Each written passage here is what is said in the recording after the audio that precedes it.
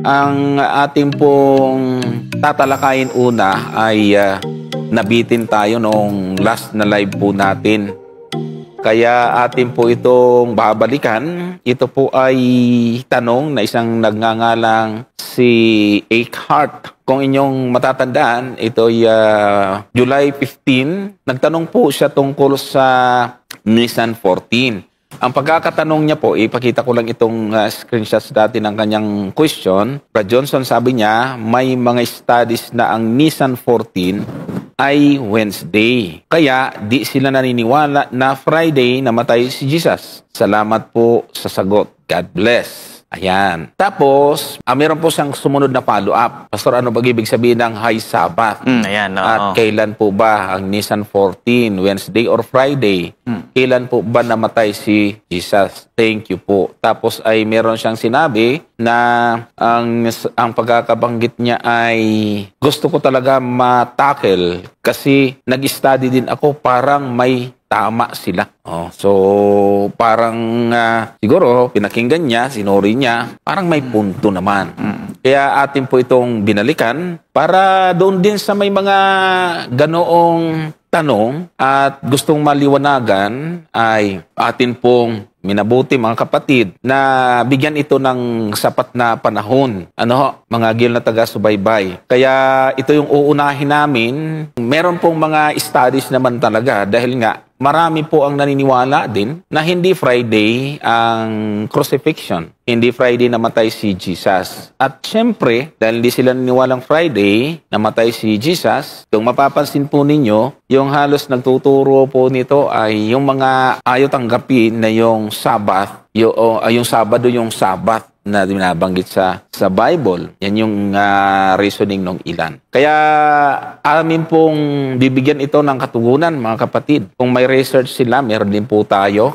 Gusto po natin itong paghahambing kung saan ba yung mas nararapat na panghawakan natin. Sige, Pastor. Maganda, Brother Johnson. Basahin muna natin nasa John chapter 19, verse 31. Kasi ito yung ginagamit nila. Yun yung, nandun yung word na High Sabbath. Oo. Kaya maganda, makita natin ito. Ikumpara natin yung mga pangyayari sa araw na ito sa ibang mga talata ng Biblia sa tinatawag po nating yung Gospel. 19, verse 31. Ang mga Hudyo nga, sapagkat nooy paghahanda upang ang mga katawan ay huwag mga tira sa cross sa Sabat, sapagkat dakila ang araw ng Sabat na yaon. Ay hiniling nila kay Pilato na mga umog ang kanilang mga hita at upang sila'y mga alis doon. So, makikita natin din yan yung pangyayari na binabanggit ng Brother Johnson. Hudyo, yun yung request nila para paglubog ng araw ay wala na doon yung katawan. Pastor. Kaya nga, kung ititignan natin yan, Brother Johnson, at ikukumpara natin sa gospel account, yung pangyayari na yan, ay meron din tayong makikita dyan sa Luke chapter 23:54, which is, nakalagay din dyan, Brother Johnson, yung pagkakasunod-sunod na ng mga araw. Okay? Pansinin po ninyo, mga kapatid. Sa John kasi, hindi binanggit yung mas specific. Mas specific dito sa banggit ni Lucas. Yun naman yung advice ng mga scholar na pagka medyo may talata na hindi klaro, maghahanap ka ng talata na doon mas malinaw. At yun ang mas tamang panghawakan. Kasi nandoon yung susi. Pastor, para hindi tayo magkamali. Sige, puntahan natin yung Lucas 23, simulan natin sa 54, At nooy araw ng paghahanda at nalalapit na ang araw ng Sabat. Sige, tuloy natin. Next. At ang mga babae na nagsisama sa kanya mula sa Galilea ay nagsisunod at tiningnan ang libingan at kung paanong ang pagkalagay ng kanyang bangkay. 56. At sila'y nagsiuwi at nangaghanda ng mga pabango at mga ongwento at ng araw ng Sabat, sila'y nangagpahinga ayon sa utos. Then sa chapter 24, verse 1. So sa kasunod lang din, chapter 24. Datapat na ang unang araw ng sanglinggo, pagka-umagang-umaga, ay nagsiparoon sila sa libingan na may dalang mga pabango na kanilang inihanda. So, makikita natin dito, Brother Johnson, may araw ng paghahanda. Okay? Ang susunod daw sa araw ng paghahanda ay araw ng Sabat. Yan. At ang susunod sa araw ng Sabat ay yung unang araw ng Sanlinggo. So, makikita na natin dito, Brother Johnson, yung clue, yung clue kung ano yung araw ng paghahanda na binabanggit. Okay. Na ating binasa din kanina. So, makikita na natin dito, mga kapatid, na yung araw ng paghahanda, ang susunod sa kanya ay araw ng Sabat. Okay? Pamamahinga. Yan. At ang susunod sa araw ng Sabat ay unang araw. Sa panahon natin ngayon, Brother Johnson, kung titignan mo yung araw na pagitan ng paghahanda at saka yung unang araw ng Sanlinggo, walang iba kundi ang ikapitong araw, araw ng Sabat at yung tinatawag nating Sabado sa kapanahunan natin. Ayan. Okay? At ang isang magandang katuwang natin pagdating sa ganyan, Pastor, ay yung mga kapatid nating Katoliko. Sila po ay magaling sa history. Alam nila na walang naging problema at walang naging pagbabago. Yung araw ng paghahanda noon ang ay Biyernes at ang kasunod noon ay Sabado at ang sumunod ay Linggo. Kaya siniselebrate nila, Pastor, yung Biyernes Santo, Sabado de Gloria at yung araw ng pagkabuhay, yung Linggo. So may kakampi tayo tungkol sa bagay na yan. Sige po, So, niyo po. Ngayon, Brother Johnson, titignan natin, ano ba kasi ang sinasabi? Kasi may mga binabanggit kasi dito sapagkat nooy araw ng paghahanda, tapos yung celebration na yan, nandyan din yung tinatawag na, may mga binabanggit din kasi dyan na Passover, Brother Johnson, may binabanggit din dyan kasi na unleavened bread. Kaya tignan natin, ano ba yung mga celebration na ito para makita natin kung saan talaga siya tatama. Tama. Okay? Ano ba yung mga celebration na ito, mga kapatid? Ngayon, puntahan po natin sa Leviticus chapter 23. Yan, 3 hanggang 7. Sabi po dito, 6 na araw nagagawa. Datapat sa ikapitong araw ay Sabat na takdang kapahingahan. Siyang banal na pagpupulong. Ano mang gawain, huwag ninyong gagawin. Isang Sabat sa Panginoon sa lahat ng inyong tahanan. Okay, next. Verse 4, ito ang takdang kapistahan sa Panginoon ng mga banal na nagpupulong na inyong itatanyag sa takdang panahon. Next. 5. Verse 5, sa unang buwan ng ikalabing-apat na araw ng buwan sa paglubog ng araw ay Paskwa. Okay. Sa Panginoon. Paskwa sa Panginoon. Ito yung Nisan 14. Okay? Ituloy natin. Ano ang susunod sa Nisan 14? At ng ikalabing-limang araw, o Nisan 15, ng buwang iyan ay kapistahan ng tinapay na walang libadura sa Panginoon. Itong araw nakakain kayo ng tinapay na walang libadura. Sige, wala daw Johnson, no? Nisan 14. Nisan 14, ito yung Passover na tinatawag nila. Kung magpapaka-specific tayo, Brother Johnson, ito yung tinatawag nilang Passover. Yeah. Okay? Ang susunod sa Passover, which is Nisan 14 kasi yun, yung Passover. Nisan 15 naman, ito yung start naman ng celebration ng unleavened bread. Okay? Week yan, Brother Johnson. Week yan. At kung titignan natin, yung unang araw ng pista na yan, yung unleavened bread na yan, Brother Johnson, magkakaroon sila ng banal na pagpupulong at yung pangpito niyan, okay, magkakaroon din sila ng banal na pagpupulong. Isang linggo yan. Oo, isang linggo. Pero hindi nagsisimula sa unang araw. Kung ano yung matapatan niya. Ano yung matapatan niya. Kasi dyan nalilito yung iba. Okay. Ngayon, dahil na-establish na natin yan na yung, ituloy nga natin, 7 and 8 pa. 23, 7 and 8. Sa unang araw ay magkakaroon ng banal na pagpupulong. Ano mang gawang paglilingkod ay huwag ninyong gagawin. Verse 8, kundi maghahandog kayo sa Panginoon na 7 araw ng handog na pinaraan sa apoy. Sa ikapitong araw ay magkakaroon ng banal na pagpupulong. Ano mang gawang paglilingkod ay huwag ninyong gagawin. Yan. So, may kita natin dyan, Brother Johnson, no? Unang araw, meron silang banal na pagkakatipon at saka yung ikawalong araw. Katapusan. So, katapusan ng 1 week celebration nila ay meron din silang pagpupulong. Kaya nga, Brother Johnson, kung babasahin ninyo ang Leviticus chapter 23, maliban dun sa Sabat ng Panginoon, yung ikapitong araw, ito rin ay mga tinatawag na Sabat. Oo, kasi Okay. wala naman siyang gagawa eh. Kung suburo celebration na. Okay. Kaya nga, sa verse 38, makikita nyo diyan, sabi niya, dyan pa rin, sa 23 verse 23 38. verse 38, bukod sa mga araw sa Panginoon, at bukod sa inyong mga kaloob, at bukod sa lahat ng inyong mga panata, at bukod sa lahat ng inyong mga handog na kusa na inyong ibinibigay sa Panginoon.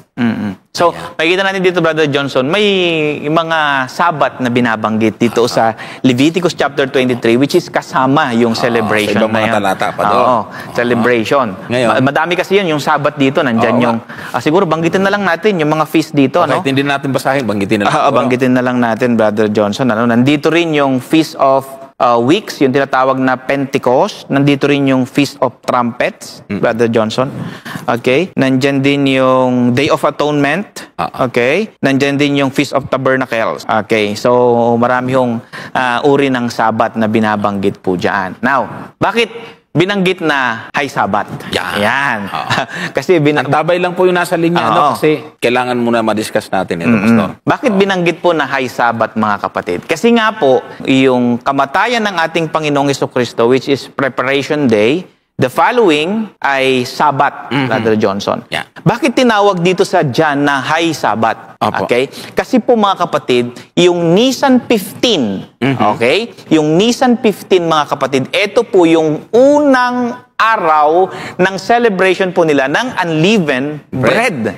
Ayun. Okay? Which is, na binabanggit dito sa Leviticus chapter 23, isang araw din na banal na pagpupulong ho nila, Brother Johnson. Yun ang dahilan kung bakit tinawag na high day or high Day, Sabbath. okay, high Sabat. Kasi nga yung Dalawang Sabat, nagkasabay. nagkasabay po sila. Weekly, at saka yung Yearly, Feast of Unleavened Bread na yearly sinasagawa, pero doon nag-start Oo. sa araw na iyon. Yung first day ng celebration nila sa unleavened bread ay Yo. tumapat sa araw ng Sabat. Ibig sabihin, nasagot natin yung tanong, bakit high Sabbath, High Sabbath, oo. or high day ang tinutukoy po doon? Okay, sige. Yan. Ngayon, Brother Johnson, siguro may issue kasi silang binabato. Kasi doon sa verse 14, 19 verse 14, actually, nandyan talaga yung contention eh. Nandyan talaga yung mas malaking issue, Brother Johnson eh. 19 verse 14 ng John. Yan. Sige, balikan natin yung chapter 19. Doon tayo sa verse 14. Yan. Sabi po dito, chapter 19 verse 14, noon nga'y paghahanda ng Paskwa at nooy mag-iika-anim ng oras. At sinabi niya sa mga Hudyo, narito ang inyong hari. Ayan. Nabanggit kasi dyan, Brother Johnson, yung araw din na yan, binanggit dyan ay paghahanda ng Paskwa. Yun. Okay. Oo nga. Sabi nila, kung yung Paskwa ay sinelebrate nila, okay? Kung na-celebrate na, bakit yung pangyayari na yan ay binabanggit pa rin dyan paghahanda ng Paskwa? Oo nga, hindi pa nagsisimula. Maghahanda pa lang. Hindi pa nagsisimula. Hindi pa. Kung titignan naman natin yung record, ay nag-celebrate na sila Oo. ng Paskwa. Yun. Oo. Ngayon, ano ibig sabihin niya? Kasi Thursday, di ba? Gabi. Which is Nisan 14 na yun kasi gabi na. Oo, Okay? At dahil nga tama. sa reckoning ng mga Hudyo. biblical Kaya yung reckoning yan. yung Thursday night, mga kabay, dahil gabi na po yan, Ay, yan po ay parte na po ng Nisan 14. 14. Yan. Pero ang banggit pa rin ng talata, preparation daw ng Passover. Bakit may ganong pananalita, Brother Johnson? Maganda natin maliwanagan. Okay. Kasi, Brother Johnson, may mga pagkakataon po kasi sa Biblia na yung Feast of the Unleavened Bread, which is magsisimula ay, unang araw niya ay 15, Nisan 15, which is Saturday, Brother Johnson, tinatawag din kasi, may pagkakataon kasi sa Biblia na tinatawag din nila yung Feast of the Unleavened Bread na Passover. Ganun. Oo. Kaya nalilito pala yung iba rito. Sige nga. Ito pong sinasabi sa Lucas 22, versikulo 1. Malapit na nga ang pista ng mga tinapay na walang libadura na tinatawag na Paskwa. Oh, nakita mo, Brother Johnson? Oo nga, no. Oh, tinatawag din daw po na Paskwa yung pista ng tinapay na walang libadura. So, Oo nga. sa aklat po ni John, makikita po ninyo dito, the day of preparation for the Passover. Ayo. Okay? Kasi nga po, may pangyayari, Brother Johnson, na yung Feast of the Unleavened Bread ay tinatawag din po nilang Paskwa base po sa talatang ating binasa. So, wala nang problema. Oo. Wala nang problema. Kahit sabihin nila, preparation of the Passover, tama yan. Kasi may pangyayari sa Biblia na binabanggit nila yung Feast of the Unleavened Bread, tinatawag din po nilang Passover, Brother Johnson. So, magdadagdag lang ako, Pastor, at doon ako magbibigay ng karagdagan doon sa preparation at ginamit na natin yung Lucas at saka yung John. Dito naman sa aklat ng Marcos, mayroong binabanggit naman tungkol sa preparation day. Basahin po muna natin doon sa Tagalog, Marcos 15:42. Chapter 15, verse 42. Ang sabi po ay ganito. At nang kinahapunan, sapagkat nooy paghahanda sa makatuwid bagay ang araw na nauuna sa Sabat. So ito po yung araw bagong Sabat. Ang katuwiran nga ng iba, hindi weekly Sabat yon. Kaya lang dito sa talatang ito, gusto ko lang pong ipakita yung Greek. So yung Greek po kasi ay nakasulat po dyan, sa mga nakakabasa ng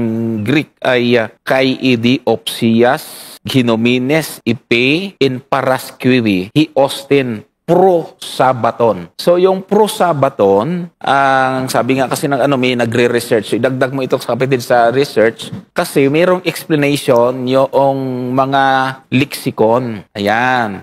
Yung pong preparation po dyan, literal meaning na preparation used idiomatically among Jews the day before the Sabbath. At ang tinutukoy nila yung ditong day before the Sabbath is yung weekly. Na yan po ay preparation day na ang ibig sabihin po ay Friday. Kaya nga sabi po dito, ayan, may mga lexicon po. Ito pong nakikita po ninyong BDAG. Ito po yung isang sikat at pinakarespetadong Greek-English lexicon na ginagamit sa pag-aaral ng New Testament Greek. Ang BDAG ay acronym po ito ng mga apelyido ng 4 na scholar na sila Walter Bower, Frederick Dunker, at saka si William, at saka si Gingrich. Yan po. So, ang pagkaka-explain po nila, yan po ay Friday, the day of preparation for the Sabbath, na yan ay Saturday. At kahit nga yung strong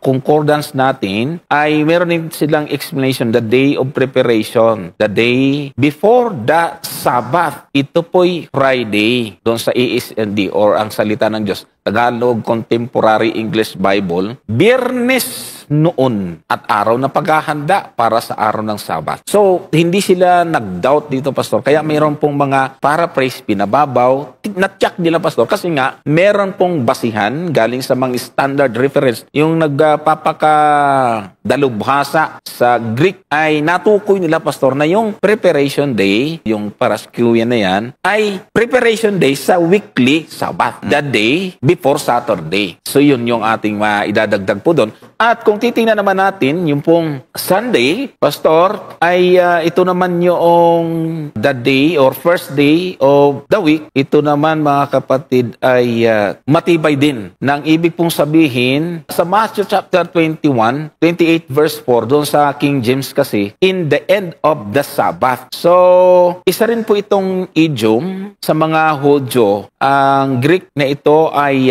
tumutukoy sa first day after the Sabbath, yung Sunday. Ayan naman po yung isang natityak natin. Kaya walang duda na yung Saturday, nagigitnaan ng preparation day, ito yung Sabbath. At yung preparation day, hindi yan Wednesday tulad ng iba, Thursday, kundi Friday. Malinaw po, Pastor, na Friday po talaga ang tinutukoy po dito. Kaya nga nung nabuhay ang ating Panginoong Jesucristo, Brother Johnson, sabi niya, datapwat hinihintay namin siya ang tutubos sa Israel. Lucas 24 verse 21. Datapat, hinihintay namin siya ang tutubos sa Israel. Oo, at bukod sa lahat ng mga ito, ay ngayon ang ikatlong araw buhat ng mangyayari ang mga bagay na ito. Okay. Ayan. Kung yung Sunday, Brother Johnson, ay ikatlong araw, Oo nga. magbilak tayo ng Patras. patras. Friday. Di ba?